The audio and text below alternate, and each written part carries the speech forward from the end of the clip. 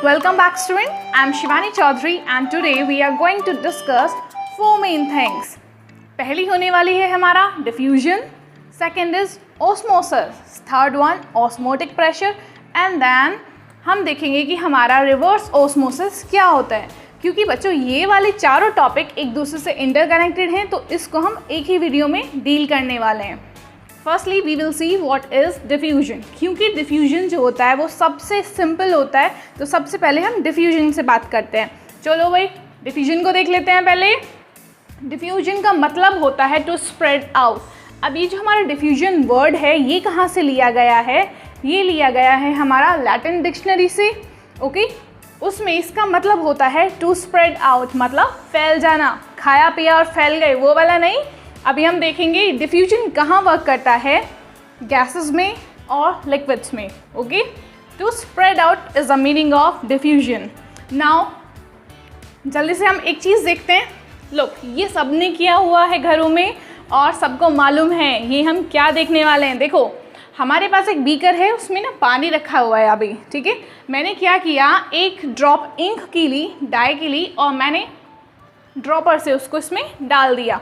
क्या होगा आप क्या देखेंगे, थोड़ी देर बाद ये जो इंक आपने डाली है ये क्या हो जाएगी, ऐसे स्प्रेड आउट, थोड़ा फैलना शुरू होगी. एकदम से नहीं फैलेगी. देखिए बच्चा यहाँ पे क्या है, इसकी कॉन्सेंट्रेशन कैसी है, कॉन्सेंट्रेशन इसकी ज़्यादा है, ब्लू वाले की कॉन्सेंट्रेशन ज़्यादा है यहाँ पे. थोड़ी देर बाद फिर हम इसको देखेंगे, ऑब्जर्व करेंगे, छेड़ेंगे नहीं इसको.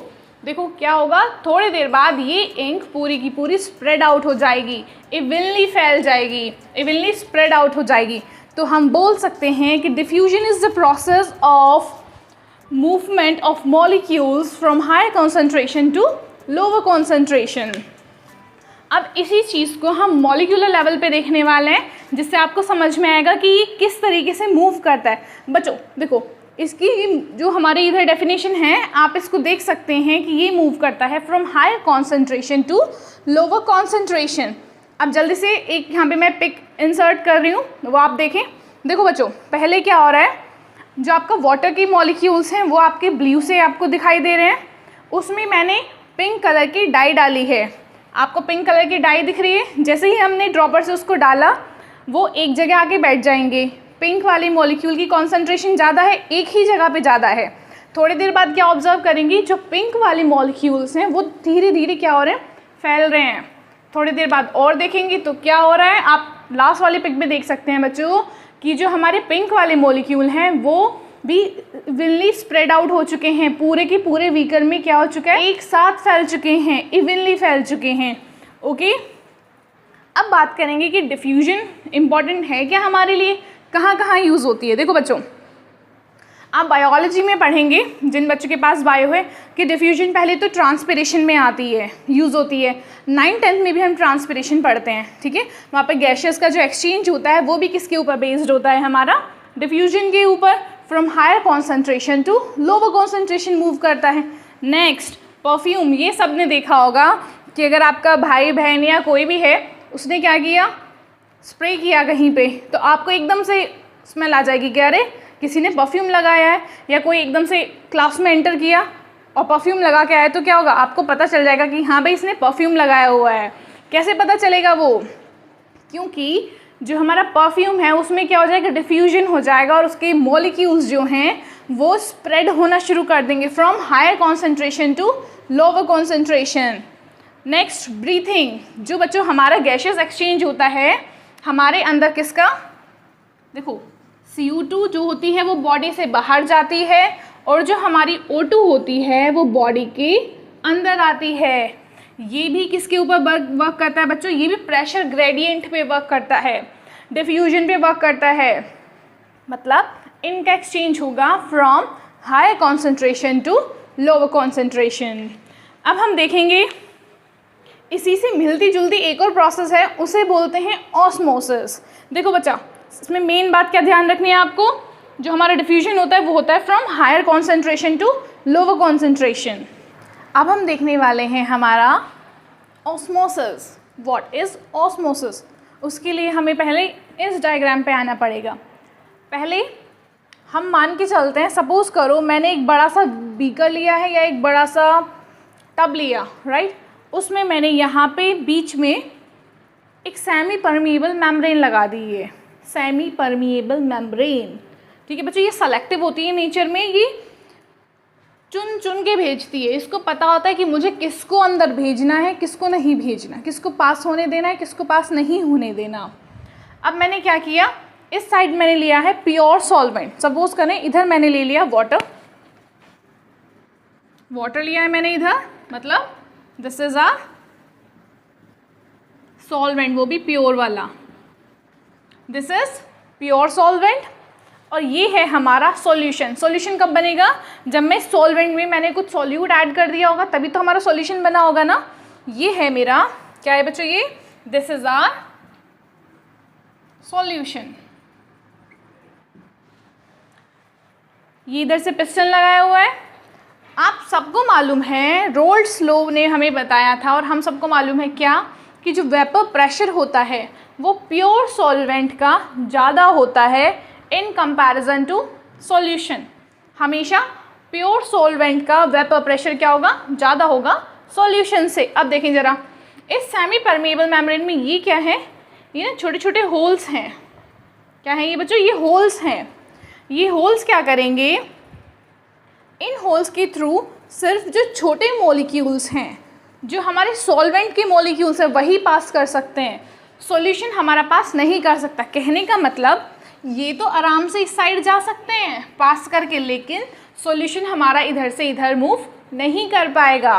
अब देखो, हमें मालूम है इनका वेपर प्रेशर है ज़्यादा। वेपर प्रेशर ज़्यादा मतलब इधर प्रेशर क्या लगेगा, पहले ही वेपर्स उड़ेंगे, फिर वापस सरफेस पे प्रेशर लगाएंगे ना, तो ये वेपर प्रेशर हुआ हमारा ज़्यादा।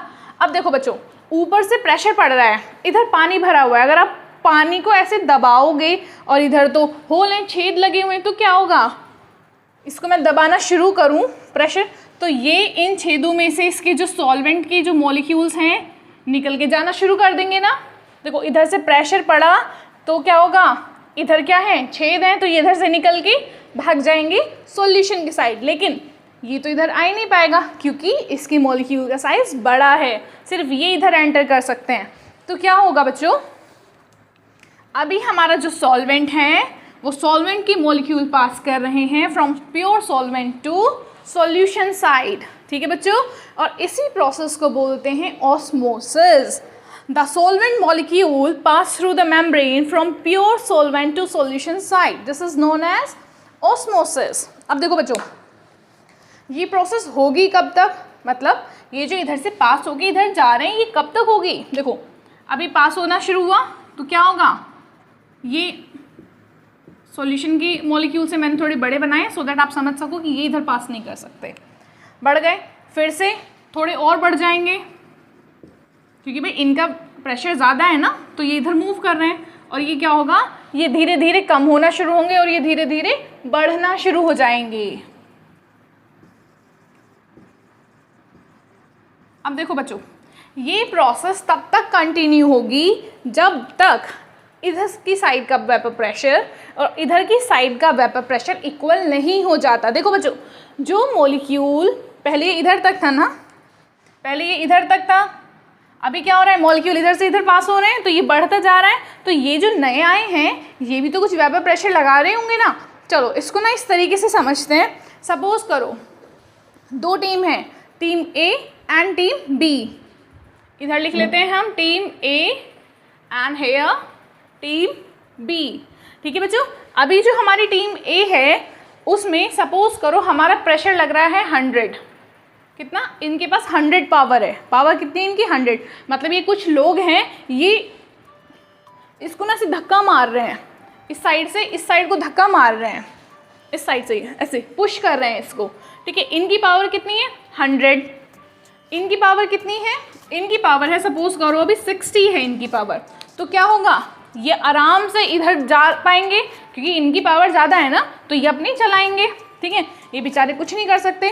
क्या होगा, धीरे धीरे जिस तरीके से यहाँ से कुछ इधर जा रहे थे ना, अब सपोज करो यहाँ से कोई इधर मूव किया, मतलब इनकी मर्जी है, ये इसके घर में घुस सकते हैं आराम से, ये उसके इधर शैतानी कर सकते हैं, पर बेचारा ये नहीं आ सकता। ये कब तक लाचार है? जब तक ये इसकी जितना पावरफुल नहीं बन जाता। अब क्या हो रहा है, कुछ मॉलिक्यूल निकल के इधर पहुँच रहे हैं, तो सपोज करो अब इसका प्रेशर हो गया कितना, इसके पास कितनी पावर आ गई 70, फिर कितनी आ गई 80, 90 एंड देन 100। एक ऐसा आया टाइम कि इसकी पावर इसके बराबर हो गई। अब क्या ये इसको इधर से पुश कर पाएगा? नहीं कर पाएगा। देखो बच्चों, पहले ए की पावर ज़्यादा थी, ऐसे इधर से पुश कर रहा था, ये है बी, ठीक है, इसको पुश कर रहा है, ये पुश हो रहा है कब तक? जब तक ये वाला वीक है। द पॉइंट एट विच इसके पास भी इतनी पावर है, इसके पास 100 पावर, इसके पास 100 पावर, नहीं पुश कर पाएगा। दोनों के पास इक्वल पावर है, कोई कहीं से कहीं एक दूसरे को प्रेशराइज नहीं कर पाएगा। तो अब ये वाली जो प्रोसेस थी, ये जो मॉलिक्यूल्स कूद कूद के इधर जा रहे थे ना, अब वो कहेंगे, ये कहेगा रुक जा वहीं, अब आने की ज़रूरत नहीं है, ठीक है। अब ये उनको वहीं रोक देगा, स्टॉप कर देगा। अब मुझे ये बताओ, इसके पास पहले कितनी पावर थी 60, अब कितनी हो गई 100। तो ये जो हमारी बी वाली टीम है, इसको कितनी पावर की ज़रूरत पड़ी इसको रोकने के लिए? 60 थी ना, तो 100 तक पहुंचने के लिए कितनी की ज़रूरत पड़ी? 40 की, 40 मोर की ज़रूरत पड़ी। तो ये जो 40 की ज़रूरत पड़ी ना, यही है बच्चों हमारा ऑस्मोटिक प्रेशर। इधर समझे, इसमें समझते हैं। इधर से कुछ मॉलिक्यूल आए थे, ये आ गए, तो ये भी तो कुछ प्रेशर लगा रहे होंगे। इन्होंने क्या किया, अब इस टोटल का प्रेशर इसके बराबर हो गया। तो इस वाली टीम को इनके बराबर होने के लिए कितनी पावर की ज़रूरत पड़ी? कितना बढ़ा है ये बच्चों? ये इतना बढ़ा है। तो यही है क्या, इसका ऑस्मोटिक प्रेशर। ये एक्चुअली ना हाइड्रोस्टैटिक प्रेशर होता है जो पानी लगाता है, हाइड्रोस्टैटिक प्रेशर, राइट। यही है हमारा ऑस्मोटिक प्रेशर। हमें बच्चों कितनी ताकत की ज़रूरत पड़ी कि हम सॉल्वेंट को इधर आने से रोक सकें? कितने की ज़रूरत पड़ी? 40 की ज़रूरत पड़ी ना, वही होता है हमारा ऑस्मोटिक प्रेशर। नाउ डेफिनेशन देख लेते हैं बच्चों। The pressure that stop the flow of solvent, वो प्रेशर जो सॉल्वेंट का फ्लो रोक दे, उसको क्या बोलते हैं हम? Osmotic pressure. या फिर हम एक तरीके से और बोल सकते हैं, the excess pressure that must be applied to solution side. किस साइड लगता है ऑस्मोटिक प्रेशर? इस साइड लग रहा है ना बच्चों, ये इस साइड आया है ना, सॉल्यूशन साइड की side. The excess pressure that must be applied to solution side to prevent osmosis. Osmosis होने से जो प्रेशर रोक दे उसको क्या बोलते हैं? Osmotic pressure. देखिए बच्चों, ऑस्मोटिक प्रेशर जो होता है ना, ये भी कॉलिगेटिव प्रॉपर्टी है, ये भी हमारा नंबर ऑफ सॉल्यूट पर डिपेंड करेगी ही करेगी। अब हम देख लेते हैं किस तरीके से करेगी। आप सबको आइडियल गैस इक्वेशन मालूम है, PB इक्वल्स टू कितना होता है हमारा? nRT। इधर लिख देती हूँ मैं, ये होता है बच्चों हमारा PV equals to nR and T, right. इस P को मैं लिख रही हूँ यहाँ पे pi V equals to nRT, ठीक है। इसको रीअरेंज करते हैं, इसको यहीं रहने देते हैं, पाई इक्वल्स टू NVRT। बच्चों ये देखो, ये मोलारिटी के बराबर है।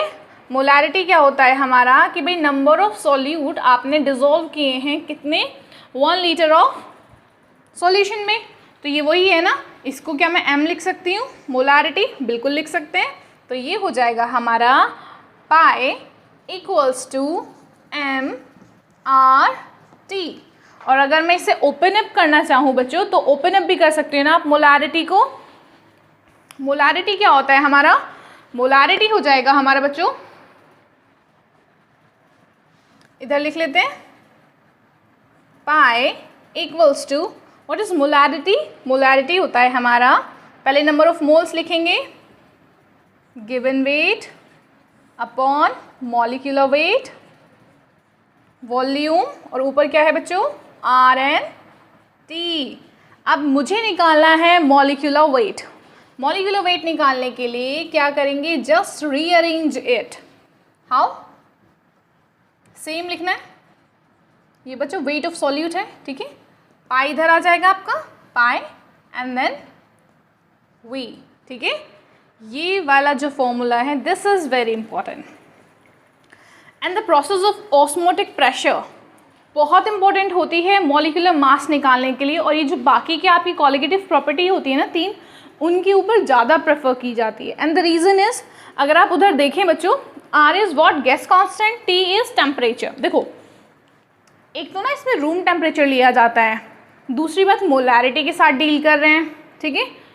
और ज़्यादा प्रेफर इसलिए भी किया जाता है, देखो जो हम प्रोटीन्स बायोमोलिक्यूल्स की मोलर मास निकालते हैं, मॉलिक्यूलर मास निकालते हैं, वो होते हैं हमारे टेम्परेचर डिपेंडेंट। उनके लिए टेम्परेचर अगर आपने ज़्यादा कर दिया तो वो अनस्टेबल हो जाएंगे, स्टेबिलिटी खो देंगे। तो सबसे बेटर क्या है, एलिवेशन करोगे बॉइलिंग पॉइंट का, तो बॉइलिंग पॉइंट तो बहुत ज़्यादा बढ़ जाने वाला है, दिक्कत तो जाएगी, बायोमोलिक्यूल्स ख़राब हो जाएंगे। तो हम क्या यूज़ करेंगे, ऑस्मोटिक प्रेशर वाला मेथड यूज़ करने वाले हैं। अब हम देखेंगे, ऑस्मोसिस देख लिया, ऑस्मोटिक प्रेशर देख लिया, अब हम देखने वाले हैं what is reverse osmosis. Same apparatus लिया हुआ है, कुछ नहीं किया। Reverse osmosis is just opposite of osmosis, नाम से ही पता चल रहा है भाई, रिवर्स ऑस्मोसिस, ऑस्मोसिस का उल्टा कर दो। ऑस्मोसिस में क्या हो रहा था, ये जो सॉल्वेंट थे, इधर लिख देती हूँ मैं,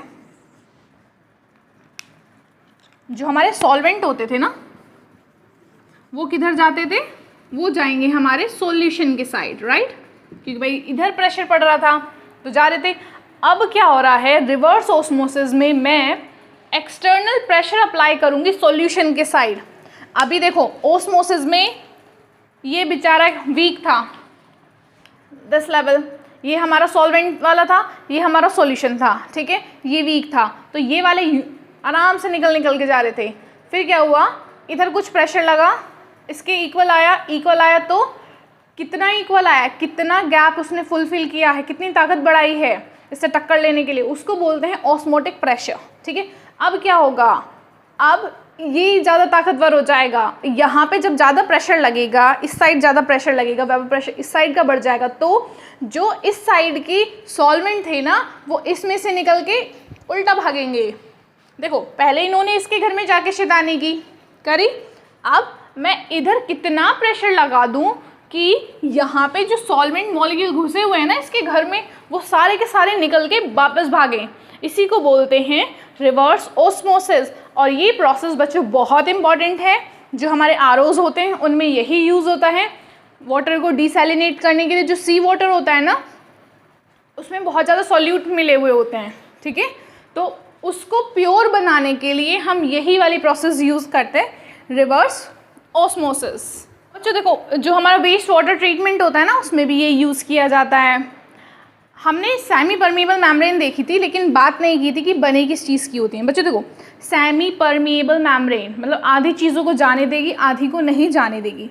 सेमी परमिएबल मेम्ब्रेन जो होती है ना, वो सेलेक्टिव होती है नेचर में, मतलब उसके ना पोर साइज़ होते हैं, ठीक है। सपोज करो अगर उसका पोर साइज़ है 10⁻⁻15,